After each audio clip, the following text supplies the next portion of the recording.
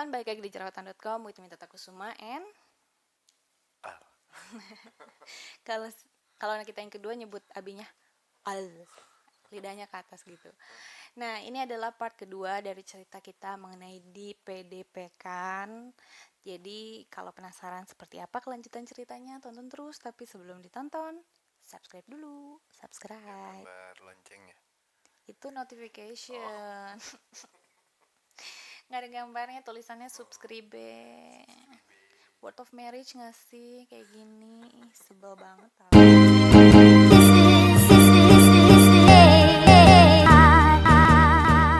Oke, udah di subscribe dong. Kalau di subscribe, let's get it. Nah, jadi setelah kita dianggap PDP dan kita diharuskan untuk self quarantine selama 14 hari, 3 hari kemudian setelah kita pulang dari IGD, which is pokoknya hari Jumat, kita ke IGD hari Senin, kita balik lagi hari Kamis, kita balik lagi hari Kamis untuk datang ke dokter paru. Nah, itu kita datang ke dokter paru, kita harus bawa rujukan dulu dari vaskes tingkat 1 kita. Jadi kita malam-malam dulu ke sana ke vaskes tingkat 1, dapat rujukan baru ke kurang ajar nggak? Kurang ajar nggak sih? Kesel tahu, kesel banget. SBL, BCT. Lanjut. Yaudah sana deh, tidur. Jangan. Ih, sana nggak? Oke, ini bukan mukbang. Oke, jadi kita udah dapat rujukan, kita datanglah ke poli paru, ke dokter paru. Nah, datangnya itu kita harus datang jam 3 subuh karena itu antrian dibuka jam 4 subuh. Jam 4 pagi ya, jam 4 subuh masih gelap, belum azan subuh pun belum. Azan subuh 4:30 ya. Kita datang jam 3, men. Ini juga yang kita sesalkan sebenarnya. Kenapa sih masih semuanya serba manual, kertas di copy, kita harus berinteraksi sama tukang fotokopi, kita harus megang duit cash karena nggak mungkin kita pakai debit atau e-money atau gesek dan segala macem. Terus kita harus ngantri, dan ngantri itu kita nyatu sama pasien, nyatu sama orang sehat yang ngambilin nomor antrian. Jadi kalau misal pun kita covid, kita bisa memaparkan ke orang lain. Kalau kita nggak covid tapi imun kita lagi rendah, kita bisa terpapar oleh orang lain. Jadi bener-bener tapi ya udahlah, harus dijalani juga. Tapi mungkin ya masukan ini bisa menjadi perbaikan ya untuk Indonesia, khususnya untuk ya nggak ada yang siap lah, semua negara juga sama hal ini, tapi minimal meminimalisir untuk penyebarannya itu aja ya, karena memang tidak menyenangkan untuk menjadi seorang PDP gitu ya. Jadi jangan sampai lo ngerasain apa yang kita rasain. Dan kita benar-benar, untungnya kita anak-anak muda Cila yang benar-benar concern banget sama ini. Jadi kita pun minta orang lain nggak deket-deket sama kita. Kita benar-benar jaga jarak, kita benar-benar pakai masker. Kita yang justru takut tau nggak nularin ke orang lain ya. Kita benar-benar yang jangan deket-deket ya bu gitu, pokoknya kayak gitu. Kita datang ke rumah sakit jam 3, terus kita baru diperiksa jam setengah 10, jam 10-an lah. Itu pun gue dapat nomor antrian 2, dia nomor antrian 3. Jadi pasien pertama itu jam setengah 10. Lo bayangin aja gue jam berapa dan dia jam berapa, lo tahu kan rumah sakit seperti apa. Nah, kita datang jam 3, jam 4, jam 5, jam 6, 7, 8, 9, ya let's say 6 jam lah kita di rumah sakit cuma buat nunggu itu dibuka. Sebenarnya boleh sih pulang dulu, tapi kayak dia juga capek, gue juga ngantuk, nggak bisa tidur, pusing dan segala macam. Bukan pusing gimana ya, maksudnya stres gitu lah. Gimana nih, gue takut ketemu dokter paru, takutnya dia bilang you will die tomorrow dan segala macam. Udah bayangannya udah aneh-aneh.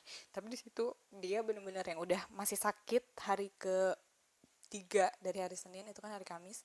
Dia masih sakit banget, kayak tiduran di mobil. Tapi yang namanya sakit kan enaknya di kasur ya, di rumah gitu. Cuma ini di mobil tiduran. Terus gue yang marah-marah terus juga, kamu seger dong, kamu gini-gini. Iya kali ya, orang kayak Ya, pokoknya kayak gitu.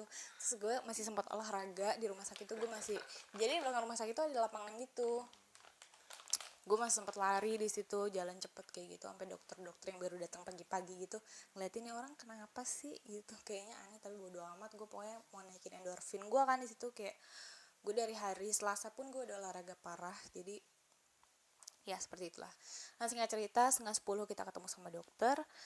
Jadi dokternya itu ada 3 meja gitu, nggak satu ruangan satu orang. Jadi ada 3 meja, ada 3 dokter, semuanya pakai APD lengkap. Dan di situ gue pertama yang masuk, habis gitu dia. Di situ jadi ada beberapa step. Pertama kita ke administrasi dulu, kita Kayak ditanya asesmen gitu ya. asesmen dulu, ditanya-tanya kita pernah keluar negeri atau enggak, kita pernah bersentuhan langsung dengan orang yang positif atau enggak, terus ada riwayat sakit atau enggak, ya pokoknya ditanya-tanya kayak gitulah. Abis itu ditunggu lagi, terus dipanggil lah masuk ke dokter parunya.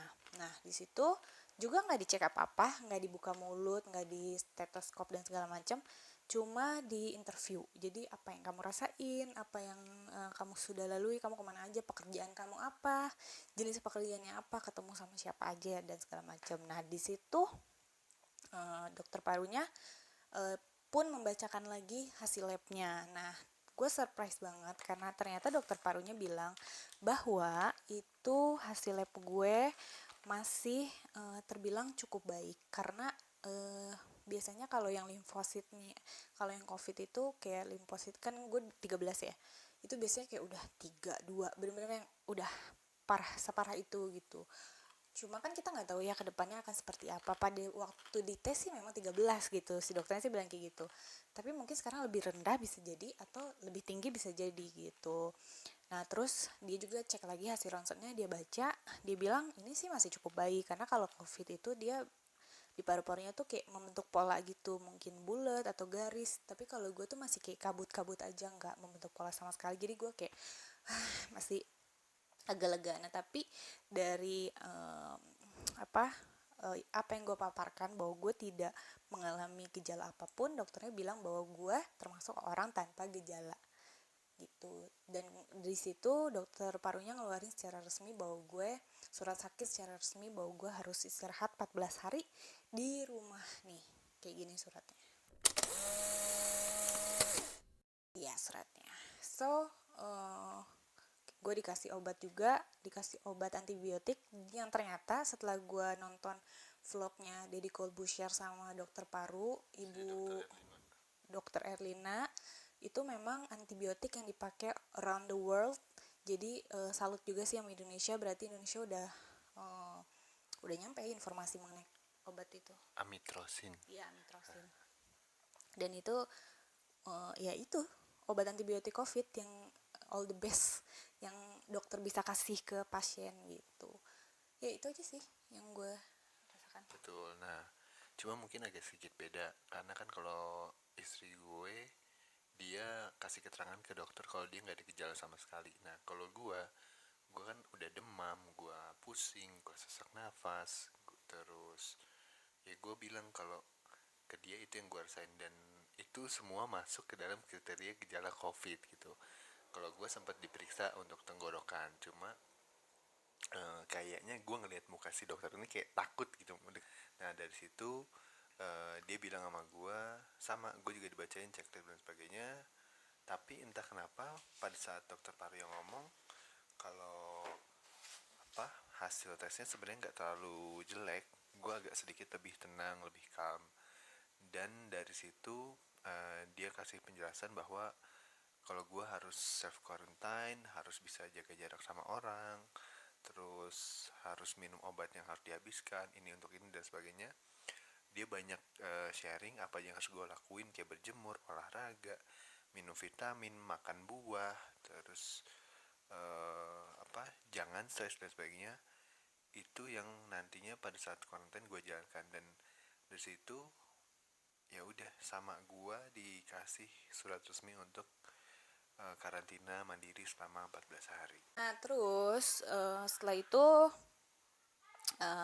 sebelum dikasih obat, gue juga tanya, sebelum keluar dari ruangan itu gue tanya, dok, saya mau mastiin nih, saya ini COVID atau enggak, gitu ya.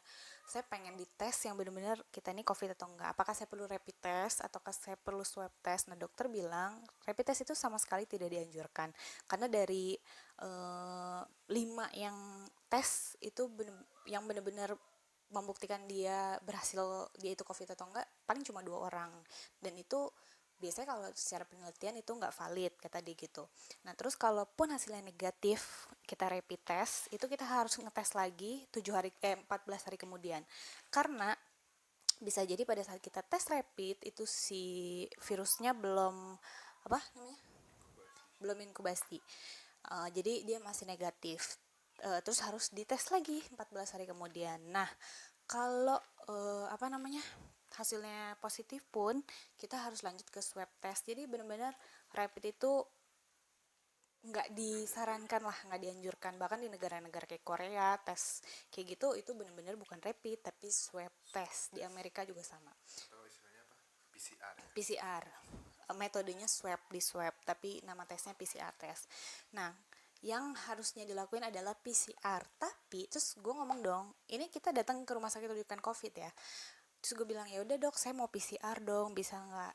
Dia bilang nggak bisa. Kenapa? Karena PCR itu sulit sekarang untuk didapetin, jadi nggak cuma-cuma, nggak kayak rapid test yang lo bisa beli itu ya, tapi kalau swab test itu harus dilakukan oleh tenaga medis dan diceknya di laboratorium khusus, karena itu menyamakan DNA virus dengan DNA manusia, dengan DNA swab kita, dengan DNA dah kita, dengan DNA lendir kita gitu. Jadi memang harus di PCR, dan sekarang itu yang harus PCR itu dokternya bilang adalah yang benar-benar udah parah dan gejalanya benar-benar menunjukkan bahwa dia COVID, terus yang udah lanjut usia. Ya udah habis itu karena nggak bisa karena tidak disarankan rapid, kita nggak rapid, dan karena kita nggak punya duit buat swab di rumah sakit swasta, jadi kita nggak swab. Kita nunggu aja kalau memang ini kita parah banget dalam 14 hari ke depan, berarti ya udah kita masuk rumah sakit, kita dirawat, terus kita swab. Tapi kita juga nggak berharap untuk seperti itu ya, kita berharapnya sembuh juga sih. Ya udah kayak gitu aja. Ya udah segitu aja part kedua, mungkin kita akan lanjut di part ketiga karena udah kepanjangan banget. Jangan sampai lo pada bosan nontonnya juga ya kan, ntar malah stres. Betul, karena ini Kita juga nggak tahu, mungkin ada pejuang PDP juga yang nonton video ini, kan kita nggak tahu ya. Jadi terakhir sih di part kedua ini, jangan stres, yes, naikkan endorfin. Naikkan endorfin, lo harus happy supaya imun lo tinggi. Ya udah, kita ketemu di part ketiga. Tungguin part ketiga. Part 3. 3.